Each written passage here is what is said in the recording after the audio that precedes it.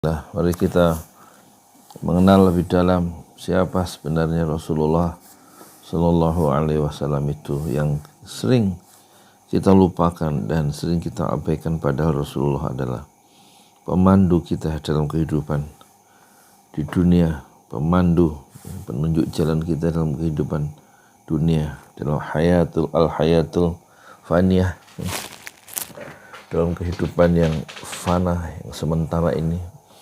Pemandu kita menuju jalan ke alam baqo, al-hayatul baqiyah, satu alam yang tidak akan pernah kita mati lagi, kekal abadi.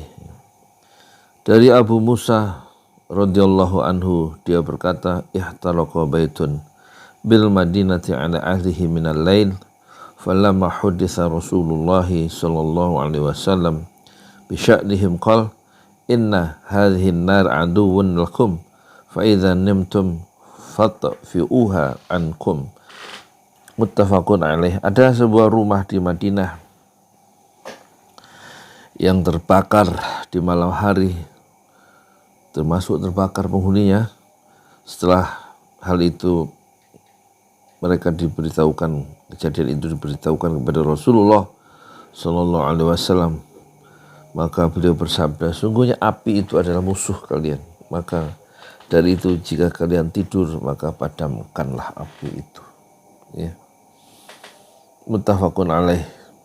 Kita perhatikan ini, Islam mengatur soal api, soal kompor gas. Ya.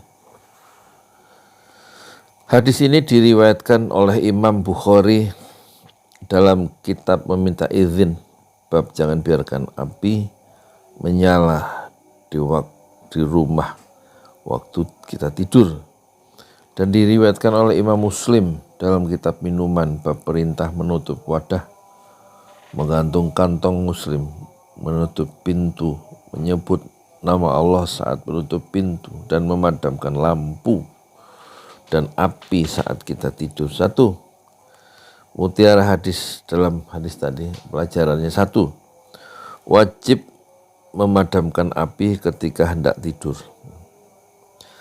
Ada yang menyebutkan bahwa perintah dalam hadis ini adalah untuk bimbingan Nabi Shallallahu Alaihi Wasallam atau untuk anjuran. Hal ini tidak mencakup lampu yang digantungkan kalau memang lampu itu aman. Lampu. Dua, perhatian Islam terhadap keselamatan umum dan hendaknya manusia bersikap waspada dan hati-hati untuk menjaga keamanan bersama. Dulu ada pernah berita satu keluarga dalam sebuah kompleks, ada 6 orang penghuninya dikunci dari dalam, pagar dikunci untuk keamanan, kemudian pintunya yang dari kayu jati itu kemudian dikunci. Ya, kemudian dengan izin Allah terjadi kebakaran di dalam rumah itu, dan semuanya terbakar karena tidak bisa keluar dari pintu yang dikunci itu. Ya.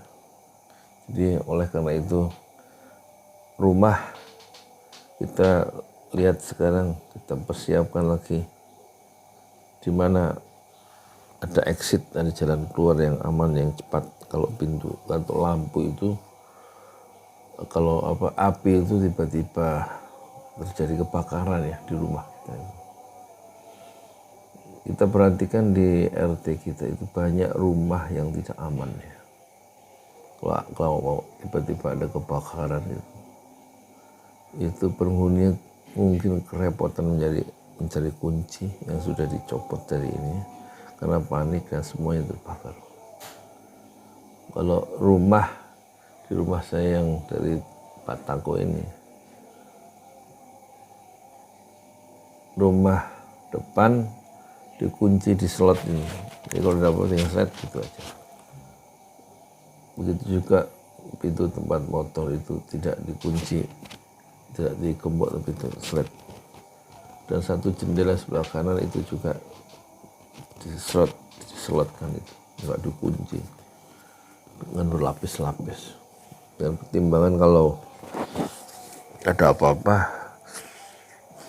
3 pintu sekaligus bisa terbuka. Misalnya, ini karena untuk mengantisipasi untuk mengikuti petunjuk Rasulullah itu.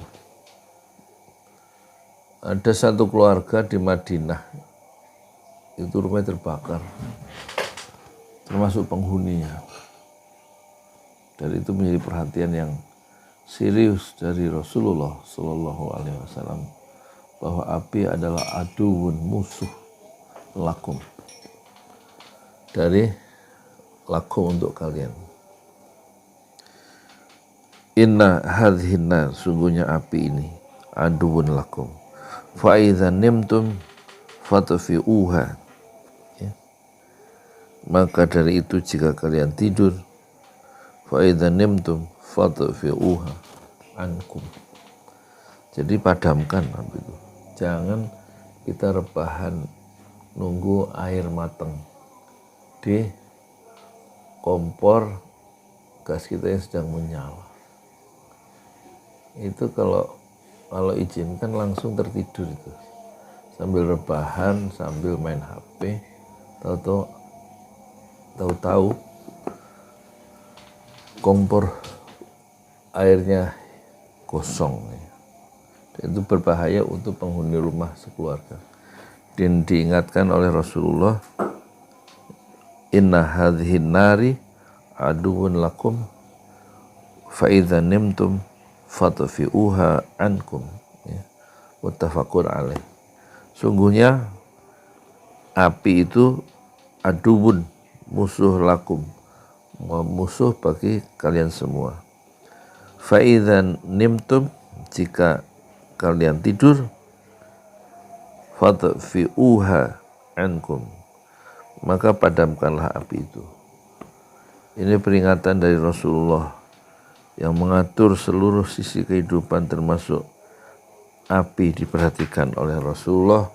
Jangan sekali-sekali api di kompor itu nyala kalau kita tidur. Itu tidurnya bisa tidak sengaja karena terlalu capek. Ya. Mungkin ibu-ibu terlalu capek, mau rebahan sebentar tanggung. Ya. Misalnya ngangetin ini dulu sebentar ini, ngangetin sayur. Ya. Tahu-tahu bau gosong, terus kedua kaget, terus dimarahin sama suami. Kan rugi lah, makanya ikuti Rasulullah Shallallahu Alaihi Wasallam. Semoga jadi pelajaran buat kita semua ya. Assalamualaikum warahmatullahi wabarakatuh.